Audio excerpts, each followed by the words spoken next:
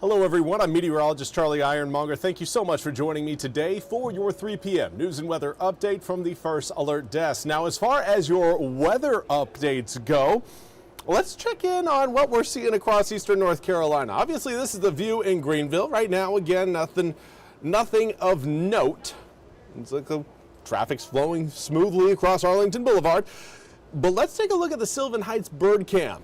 Flamingos right now reporting some snowfall in Halifax County. Scotland Neck again seeing some flakes come down. Now I want you to note that those flakes right now not sticking to the ground. Keep your eyes again on those bushes. Once you again start to see some snow build up there, we can say, all right, we've got some accumulations on the way. But for right now, it's looking beautiful. Flamingos probably not all excited about the snow coming down, but looks like they're tolerating it. Here is a look at our weather forecast across the Virginia and the Carolinas, and most of the precipitation coming down across eastern North Carolina at this hour is currently coming down as rainfall. Now, we are starting to see again that transition for parts of the region. We're anticipating a little bit more snow out of the sky as we head towards 5, 6, 7 p.m. at night tonight. But air temperatures right now just too warm to support any sort of snowfall across the majority of the east.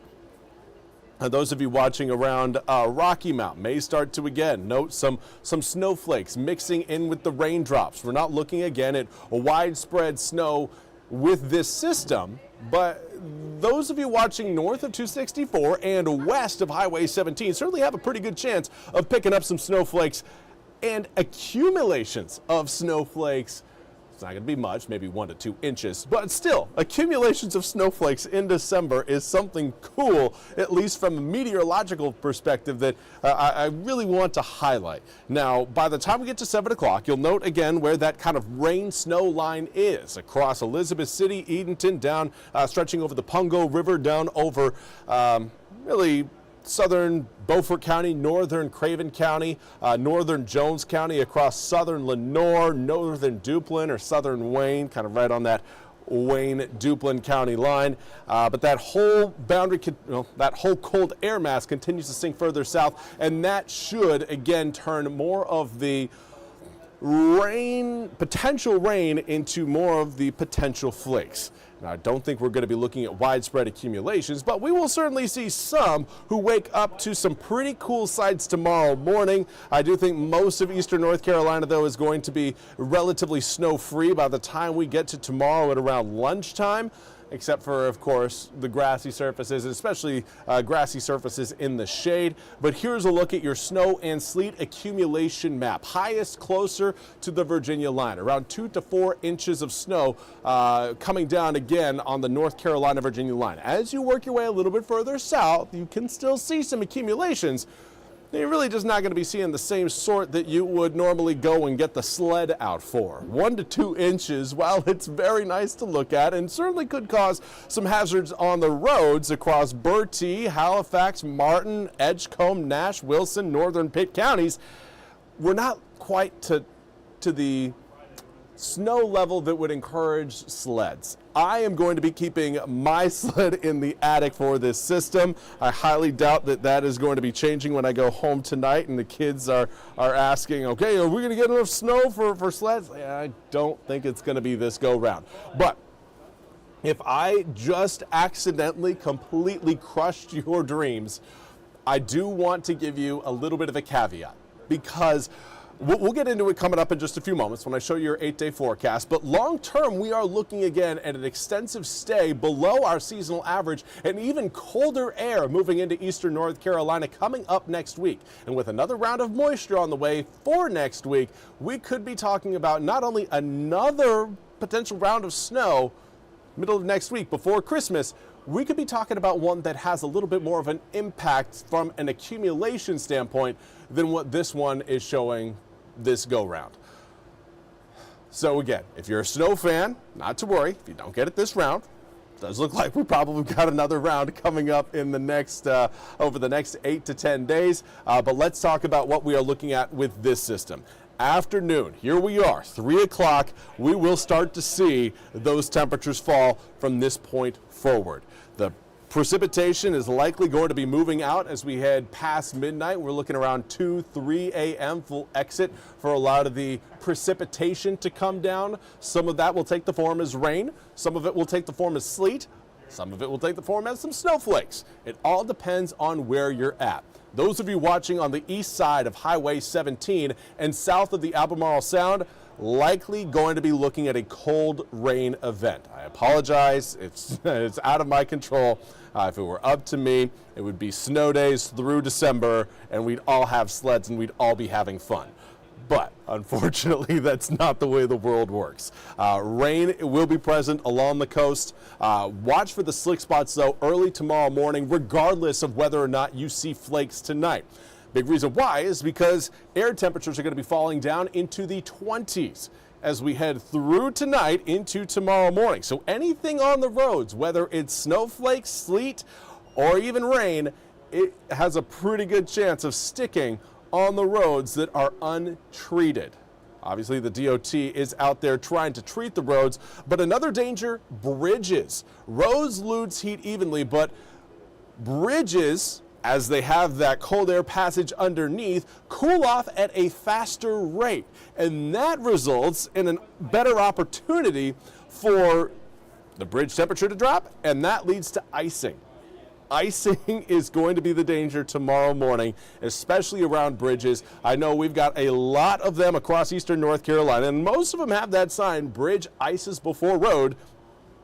Make sure you heed that sign. See that warning, take it seriously tomorrow because again, those bridges are going to be slick if they get any sort of rain tonight. Just about all of eastern North Carolina will see moisture coming down. Right now, air temperatures in Roanoke Rapids down to 32 degrees. Rocky Mount, 35. Ahoskie, 34. See in the upper 30s right now through Goldsboro, Greenville, Williamston, and Edenton. Low 40s currently across Kenansville, Kinston, Washington, Plymouth, and Elizabeth City. As you get closer to the sounds, you're seeing more warmth, more heat. That is likely going to be why the coast really doesn't see a whole lot of snow out of this system. It's because the sounds in the ocean themselves are hanging on to enough heat to keep those air temperatures along the coast warmer, not only than just 32 degrees, but potentially staying in the upper 30s to mid 30s overnight tonight, even as inland temperatures drop down into the 20s. Northerly winds blowing in currently at about 7 to 15 miles an hour for many inland areas. As you get on the east side of Highway 17, those wind speeds up to around 10, 15, up to 25 miles an hour. In fact, Manio right now registering a 24 mile an hour sustained wind. 20 in Beaufort, 13 in Hatteras, 18 in Stumpy Point. Overall, again, it's a breezy day and it is a cold breeze that is flowing in. For the rest of this afternoon, air temperatures will continue to drop. 39 degrees by, well, really, we're past that. 36 degrees by 4, 35 by 5, 34 by 6. And then I think as we head towards 7, 8, and 9 p.m., that's when the majority of eastern North Carolinians will see air temperatures fall below freezing. And that's when we start to pick up some accumulations. Our chief meteorologist, Zach Holder, has got the jacket for it, looking good, ready for the snowflakes. Hopefully you are too, because tomorrow morning it is going to be chilly out there. 27 degrees at 7, 28 by 8, 29 by 9, finally getting to freezing by 10 a.m. tomorrow morning. Lots of sunshine in the forecast for tomorrow. A little bit of morning cloud cover, sure, but in the afternoon, that sunshine is going to overtake the northerly winds and help push those air temperatures well above freezing, getting back into the low 40s. And that spells doom for any sort of snowflakes that stay stuck on the grassy surfaces. A lot of melt is going to be happening through the day tomorrow. So icing, not a big concern once we get by, I would say, tomorrow at around lunchtime. Around noon on Tuesday, icing threat really goes away, for that matter. Wednesday, Thursday, and Friday, air temperatures highs, I should say, back in the low to mid 50s. Will cool off as we head through the upcoming weekend, but Monday, 38 degrees with overnight lows in the low 20s coming up to start off the week. That's the type of chill that we need if we want to get widespread snow. We have to make sure those air temperatures and ground temperatures really feel that chill, drop to, again, some cold, well below average levels. Normal this time of year is the upper 50s.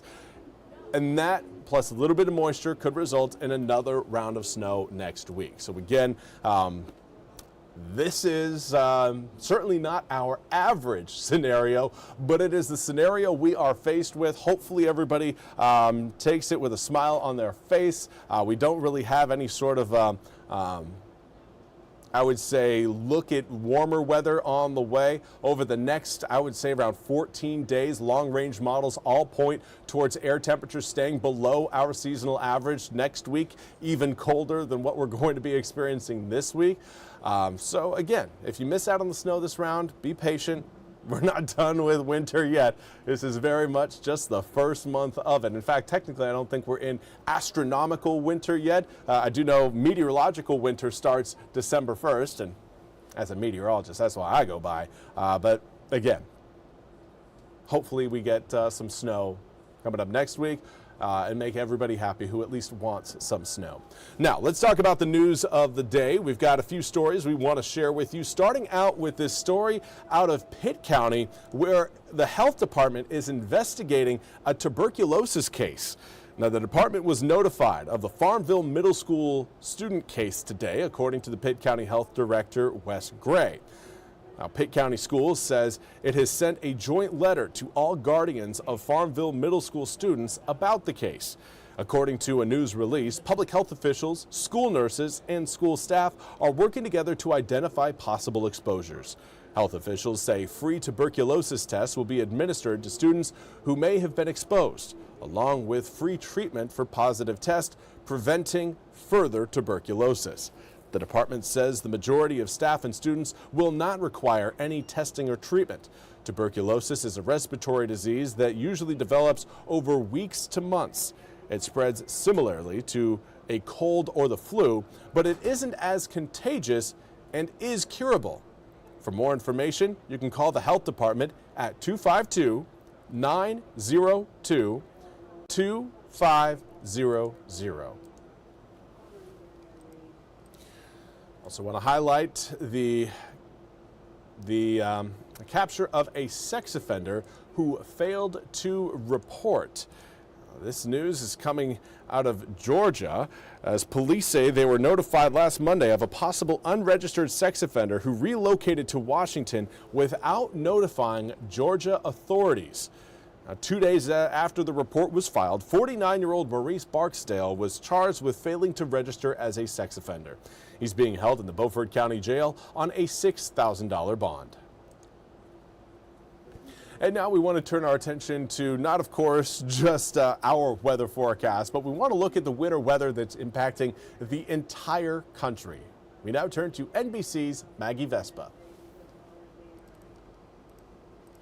This morning, millions of Americans waking up to yet another blast of brutal winter weather. Cold temps and Arctic air hitting the East Coast today, with some areas getting as much as 5 inches of snow. This after fast-moving weekend systems brought bitter cold and heavy snow from the Great Plains to the Northeast, making roads treacherous. In northern Illinois, this semi-truck jackknifed off the highway, while this drone video shows crews pulling a car to safety after it landed in a snowbank. Some areas in South Dakota and Iowa getting more than 8 inches of snow. So I've been in Chicago, I think 4 years now, and since I moved here, it's not been this bad. In Chicago, where wind chills are in the teens, residents bracing for a long winter ahead. For the last 7 or 8 years, never seen this much snow this early, so it's not a good sign. This same setup bringing more rain to the soggy southeast, where an additional inch may lead to localized flooding. Man, I ain't even gonna lie to y'all, bro. This is the coldest, winteriest, iciest winter December I've ever experienced living in the state of Arkansas. Severe weather snarling air travel across the country, with thousands of flight delays reported Sunday. And ground stops in Chicago and Atlanta, where passengers were waiting for bags in the early morning hours. It has not been fun at all. It has been very slow, very draining. But the snow didn't halt NFL games Sunday. Crews cleaning snow off Lambeau Field in Green Bay. He pumps, he throws. While the Bills celebrated their win over the Bengals with snow angels.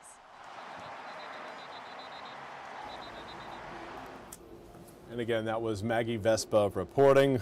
It was a good game between the Bills and the Bengals. Anyways, that's all we have time for today's 3 p.m. news and weather update from the First Alert Desk. I want to thank you all so much for joining me.